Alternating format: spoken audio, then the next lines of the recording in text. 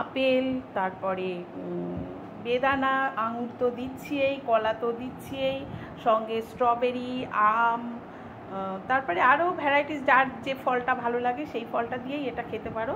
তো এই মুহূর্তে আমার এই ফলটাই ঘরে আছে আর এই বাদামটাই ঘরে আছে, তো আমি এটা দিয়েই করছি। দেখো খাবারগুলো, ফলগুলো আমি ধীরে ধীরে এর সঙ্গে মেশাচ্ছি। প্রথমে কলাটা দিয়ে দিই, প্রথমে কলাগুলো দিয়ে দিলাম,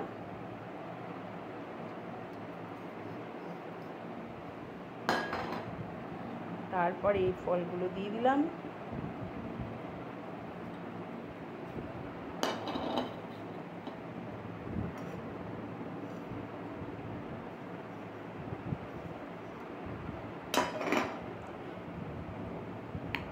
এটি খেতে ভীষণই সুস্বাদু আর শরীরের পক্ষেও ভালো, ঘরোয়া খাবার।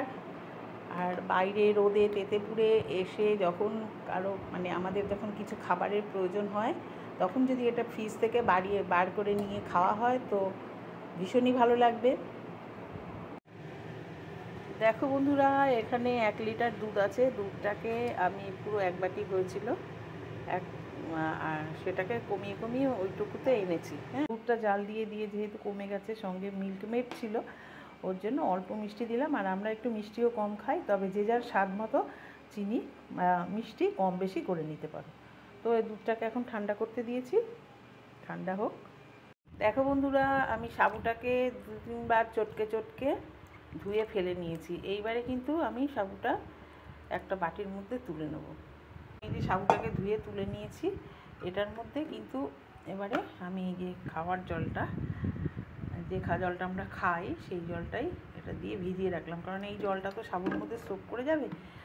এখন আমি একে ঘন্টাখানেকের জন্য বা 2 ঘন্টার জন্য চাপা দিয়ে রাখবো।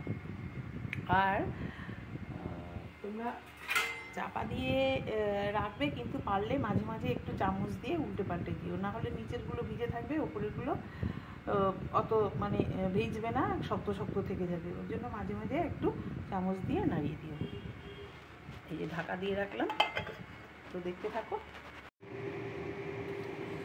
দেখো বন্ধুরা, আমি সেই সাবুগুলোকে একটু ফুটিয়ে নিচ্ছি, মানে একটু সেদ্ধ করে নিচ্ছি, জাস্ট একটু সেদ্ধ করে নিচ্ছি দানাগুলোকে। এই দেখো দানাগুলো বড় বড়ই থাকবে, গোটা গোটা। একটু বেশি জলে দিয়ে ফোটাচ্ছি যাতে ওটা জমাট বেঁধে না যায়। তো দেখতে থাকো। দেখো বন্ধুরা, সাবুর দানাগুলো কিন্তু সেদ্ধ হয়ে গেছে।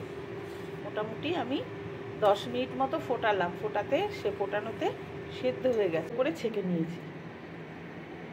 দেখো বন্ধুরা, এটা কিন্তু এই দেখো মানে ছেঁকে নিয়েছি, জলটা অনেকটাই ঝরে গেছে। এই যে এবার যদি আমি দুধটা জাল দিয়ে মানে ভালো করে ফুটিয়ে নিয়ে ওকে ফ্রিজে রেখে দিয়েছিলাম, দুধটা মানে এমনি ঠান্ডা হয়ে রয়েছে, ওই কারণে এর মধ্যে যদি আমি ঢেলে দিলাম, তার কারণ ওর সেদ্ধ হওয়াটা অটোমেটিক্যালি বন্ধ হয়ে যাবে, কারণ যেহেতু এটা ঠান্ডা দুধ, এখানে গিয়ে ও ঠান্ডা হয়ে যাবে, যার ফলে ও কিন্তু আর সেদ্ধ হবে না, মানে ঘেটে যাবে না দানাগুলো। এই দেখো গোটা গোটা রয়েছে।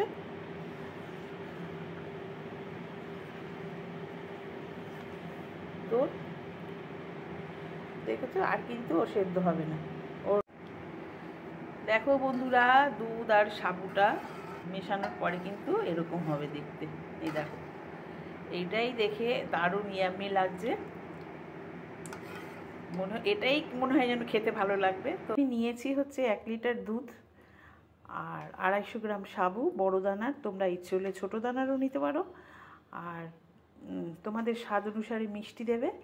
আর আমি মিল্কমেড দিয়েছি। মিল্কমেডটা হচ্ছে আমার ফ্রিজে ছিল, ফ্রিজে থাকলে মিল্কমেডটা তো জানো একটু সব মানে টাইট হয়ে যায়, তো বেশ মানে উঁচু উঁচু করেই আমি 4 চামচের 4 চামচ মিল্কমেড দিয়েছি। আপেল, তারপরে বেদানা, আঙুর তো দিচ্ছিই, কলা তো দিচ্ছিই, সঙ্গে স্ট্রবেরি, আম, তারপরে আরও ভ্যারাইটিস যার যে ফলটা ভালো লাগে সেই ফলটা দিয়েই এটা খেতে পারো। তো এই মুহূর্তে আমার এই ফলটাই ঘরে আছে আর এই বাদামটাই ঘরে আছে, তো আমি এটা দিয়েই করছি।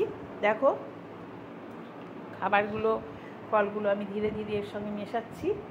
প্রথমে কলাটা দিয়ে দিই, প্রথমে কলাগুলো দিয়ে দিলাম,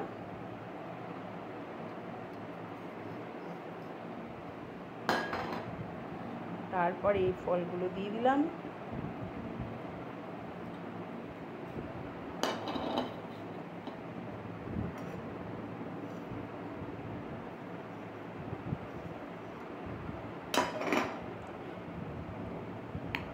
এটি খেতে ভীষণই সুস্বাদু আর শরীরের পক্ষেও ভালো, ঘরোয়া খাবার। আর বাইরে রোদে তেতেপুরে এসে যখন কারো আমাদের যখন কিছু খাবারের প্রয়োজন হয়, তখন যদি এটা ফ্রিজ থেকে বার করে নিয়ে খাওয়া হয় তো ভীষণই ভালো লাগবে। তবে হ্যাঁ, আমার মতে এই যে আমি সাবু দিয়ে দুধটা দিয়ে যে তৈরি করে রেখেছি, ওটা কিন্তু আমি ফল মিশিয়ে রাখিনি ফ্রিজে, আমি ওটা তৈরি করে রেখে দিয়েছি।